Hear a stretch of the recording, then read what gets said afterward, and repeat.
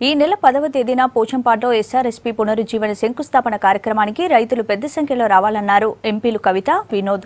జగిత్యాలలో జాగృతి ఆధ్వర్యంలో ఏర్పాటు చేసిన జయశంకర్ విగ్రహాన్ని నేతలు ఆవిష్కరించారు. శ్రీరామ్ సాగర్ను పేరు కోసమే మొదలుపెట్టారు కానీ ఏనాడు కాలువల్లో నీళ్లు పారింది లేదన్నారు లీడర్లు. మన జగిత్యాల జిల్లాకు అనువుగా ఉండే విధంగా నింపి పెట్టడానికి ఒక పథకాన్ని 1000 కోట్ల రూపాయలతోని రూపొందించడం జరిగింది.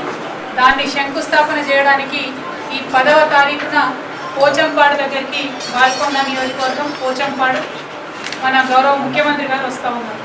ఈ వరద కాలువ నిండుగా ఉంటే లబ్ధి పొందేటటువంటి ప్రాంతం కాబట్టి మరి ఈ ఆలోచన ఇదివరకటి పాలకులకు ఎవరికి కూడా రాలేదు కాబట్టి తెలంగాణ కొత్త తరం నాయకత్వం వస్తే ఎట్లా తెలంగాణ లాభం అవుతుందో మన ప్రజలకు మన ముందు తరాలకు కూడా చెప్పాల్సిన అవసరం ఉంది కాబట్టి మరి పెద్ద ఎత్తున ఈ మీటింగ్కి తరలి రావాల్సిందిగా మా ప్రజలందరినీ కూడా కోరుతా ఉన్నాం.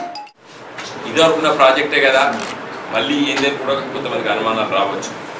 మరి నిజంగా ఎస్ఆర్ఎస్పీ ప్రాజెక్ట్ ద్వారా నీళ్ళు ఇస్తామని చెప్పి పాత కరీంనగర్ జిల్లా, పాత వరంగల్ జిల్లా, పాత నల్గొండ జిల్లాలో ఉన్నటువంటి లక్షలాది ఎకరాల భూమికి నీళ్ళు ఇస్తామని చెప్పి హామీ ఇచ్చి కాలువలు తవ్వి 30 ఏళ్ళైనా కూడా ఒక్కసారి నీళ్లు రానటువంటి కాలువలు చాలా ఉన్నాయి. సమైక్య ఆంధ్రప్రదేశ్లో నమ్మించడానికే తెలంగాణలో ఎస్ఆర్ఎస్పీ కాలువలు తవ్విన తప్పితే నిజంగా నీళ్ళు ఇవ్వడానికి అవ్వలేదు కాలువలు. ఎందుకంటే నీళ్లు ఎట్లా ఇవ్వాలనే ఆలోచన లేదు.